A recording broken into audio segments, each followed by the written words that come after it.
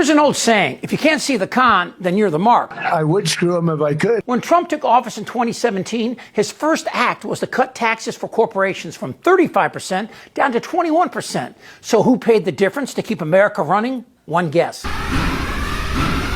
Here's a message to you, MAGA. Your guy, this guy, whom you think has your back, is showing you exactly who he really is. But the question is, can you pull your head out long enough to see it? But I wish you could explain to me what the hell's going on. From day one, Trump has always been about Trump. I mean, look at the numbers. Listen to the rhetoric. Trump has used your hate and prejudice to pull off the world's biggest con. And you, with your little red hat and spittle in your teeth, you're the mark. But he cares about us, Chip. You don't know. Yes, I do. He fucking loathes you. We need every voter. I don't care about you. I just want your vote. I don't care. Trump spoke at the World Economic Forum in Switzerland today, and at a time when affordability and cost of living for the average American is burying them in debt, this pustulant skin tag was boasting about the world's richest Americans, the elite, all telling him that he more than doubled their net worth. And I said, you've doubled your net worth since I've been president, right? He said, yeah, even more than that. Okay, in Trump's America, corporations are cutting wages when they're not cutting jobs, cutting access to health care, and most notably, under Trump's beautiful bill, cutting the Affordable Care Act by denying access for 18 million Americans, none of whom were in Switzerland today.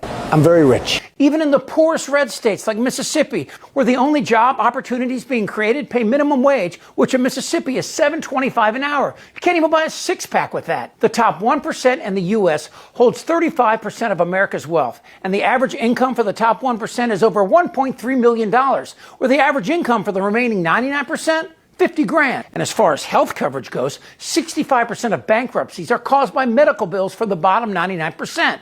And on average, red states who voted for Trump, well, those states have 72% less clean water, 58% dirtier air, 75% greater exposure to toxic chemicals, poorer roads, underperforming schools, and most importantly, Republican con men. And what job numbers we had today, did you hear? And the banks, after the Great Recession, they were selling worthless mortgage bonds, a criminal offense. But when the world economy collapsed, did they go to jail? No, we gave them trillions so they could fuck us one more time. I don't hate MAGA, but it was their racism and ignorance that made them vulnerable. They were and still are the mark. It's what rich people do and have always done, pitted the poor against immigrants. And look who followed Trump to Epstein's Island, the rich and glamorous like Bill Gates and Prince Andrew. They believe they can have whatever they want. The question is, when it does fall, will MAGA see it coming? Will they see it in time? Will they see that it's falling right on them?